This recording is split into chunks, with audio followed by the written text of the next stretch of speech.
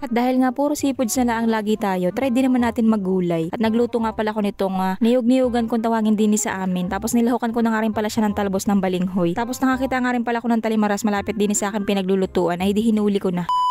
At yun na nga for today's video ay talaga namang napaaga na naman ang aking gising kaya naman yanong init na. Tumataib na nga pala kaya naman ilagalag na naman ang mga isda din sa tapat ng aming bahay. At ngayon nga ay parang ako inatamad manguha ng mga lamang dagat. Kaya naman naisipan ko nga ngayon ay magulay naman ako ng niyog-niyugan o di kaya naman ay talbos ng balinghoy. Hindi ko alam pero ako parang inatamlayan nga ngayon sa pagbablog at gawa ng napakainit. Hindi nga tulad noon kahit na alas 3, alas 2 ay talaga namang ako'y ganado sa pagbablog. Paano ta naman ay wala man lang ang kahangin-hangin din kasagtingan ng init. Pero yan ay gustong-gusto ng camera ko at gawa ng malinaw talaga ang kuha ko lagi kapag ganitong kainitan. Kaya nga lang ay nag-overheat naman ang cellphone ko kapag ganyan nga kainitan. Nga pala si Abong lang ang kasama ko sa pagbablog at hindi ko na nga isinama yung dalawang aso at gawa ng yanong haso lang ang kasama nung dalawa. Lagi si pabuhat at hindi nga makatawid sa paminto. Kapag ganyan nga palang kainitan tapos ako'y pupunta din sa kaingin, ako'y kinikilabutan at gawa ng abay syempre may mga ahas diyan. Sobrang minamatyagan ko talaga o pinapakinggan ko talaga yung mga kaluskos din sa mga damuhan kapag ganitong ako'y napunta din sa kaingin. At minsan nga kahit damula ang ilumihid sa aking binti ay talaga naman ako'y napapabalikwas ay. Nga pala ito yung sinasabi ko sa inyo na nyog-nyugan. Nyog-nyugan ang tawag namin dito pero sa iba ay tinatawag nila itong lubi-lubi. Dati nga pala hindi kami kumakain ng ganito at dati nakakakita ako ng ganito ay tinatabas laang namin. Ewan ko baga kung sino nakaisip dito na kumain ng ganito. Pero alam ko naman talaga isa iba kinakain din talaga ito. Pero dini nga sa amin ay dati hindi pinapansin yan. At ang talagang ginugulay laang namin dito ay talbos ng balinghoy. Pero ang talbos nga ng balinghoy ay sa ibang lugar ay hindi rin pala ginugulay yun. Naalala ko tuloy nung ako'y dati nagatrabaho sa Laguna at nabanggit ko nga yaan sa katrabaho ko na masarap nga ang gulay ng talbos ng balinghoy. Abay ako'y pinagtawanan laang at hindi naman daw inagulay yun. Nga pala sa pagugulay nitong nyug-nyugan ang kinukuha lang namin dito ay yung talbos. At gawa ng kapag kinuha mo naman lahat ng dahon yan ay abay anong tigas niyan. Medyo napapaigtad nga lang pala ako kapag ako'y nakuha ng talbos nito at gawa ng inapagpuyukan nga sila ng langgam. Yung iba nga pala dito ay wala ng mga talbos at pinanguhaan na nga rin yan ni mama nung nakaraan at yan din nga ang ulam namin. So yun at ganyan nga pala ako kapag ako inaabot ng kapingahan. Bali ko kung tinga lang pala yung nakuha kong talbos ng nyug-nyugan at yan ay babawasan pa at yung iba niyang pang asar bulol na naman. Basta yun at yung iba dyan ay matigas pa tatanggalin pa rin yun at hindi naman lahat yan ay magugulay. Nga pala ko kunti lang yung tanim namin balinghoy ngayon at gawa ng hindi na nga namin maabyaran kasi nga ay busy lagi si mama sa paghatid sundo do sa aking kapatid. Buti pa si Johan at hatid sundo sa pagpasok samantala nung kami nag-aaral pa nakuha hatid lang kami noon. Bahala na kung kami makakauwi. Isang oras kasi talagang nilalakad namin makarating lang ng school. Pero marami naman kami nag-aaral noon nung kapanahunan ko. Ay ngayon kasi ay dalawa lang sila Johan kaya na may laging hatid sundo ni mama. Dini nga lang pala ako kumuha ng talbos ng balinghoy dini sa aking ginawang bakod. Yan ay harang doon sa kabilang kaingin o taniman. Marami kasi mga nagtatanim dito at kapag hindi ko nga nilagyan ng bakod yan, eh baka mapitas ko na hindi pala sa aming tanim.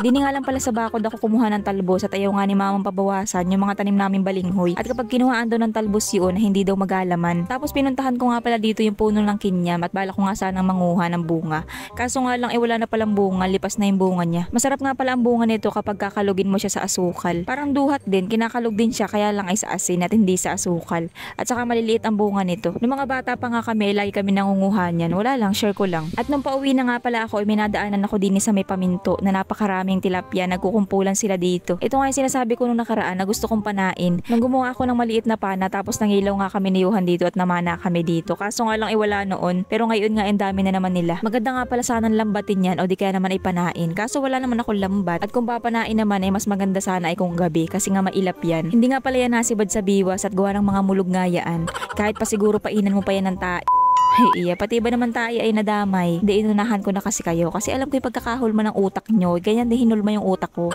Nga pala medyo lanta na itong mga gulay na pinanguha ko kasi kahapon pa nga ito at gawa ng tinabad nga ako magluto kahapon. Nag-umpisa kasi ako manood ng K-drama kahapon at ayun nga, kasabi ko isang episode lang ay hanggang sa ayun, tinabad na ako magluto at nanood na lang maghapon. Pero tama nga lang at ngayon ko niluto kasi wala kaming ulam ngayon. Ay tamang-tama ito sa pananghalian. Ang masarap nga pala sanang isahog dito ay crab. Kaso nga lang ay sabi ko nga kanina ay magugulay muna tayo ngayon. Ay di gulay muna. Pero ang talagang sinasahog namin dito kapag kami nagluluto nito ay sardinas at yun talagang nababagay na sahog nito. Ang lasa nga pala nitong niyog-niyugan at saka nitong talbos ng balinghoy ay halos pareho laang. Kaya naman okay lang kahit pagsamahin na sila. At habang nakalakang nga yung akin niluluto ay may nakita nga na naman ako ditong talimaras. At naisipan ko nga siluin gamit itong aking ginawang panilo. Ito nga pala yung ginawa ko dati kasi nga bala ko ay maninilo ng talimaras. Pero nakalimutan ko na nga at nagluto muna ako ngayon ng gulay. At ako nga tinatamad pang manguha ng mga lamang dagat. Pero ngayon nga ay parang ako inasipagan bigla. Kaya naman asiluin ko nga aring talimaras na ito. Kaso nga lang hindi pa man lang ako nakalapit ay nawala na agad at lumubog na agad dun sa may tubig. Pero mayroon pa nga isa din sa may kabila.